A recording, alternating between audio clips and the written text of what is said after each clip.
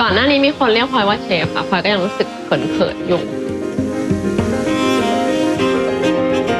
การทำอาหารหรือว่าเรื่องของรสชาติเนี่ยพลอยมองว่ามันเป็นศิลปะกว่าที่เราจะได้อาหารแต่ละจานมาเนี่ยมันรวมมาถึงเทคนิคหลายๆอย่างมีการทดลองผิดลองถูกกว่าจะได้จานที่สมบูรณ์แบบที่สุด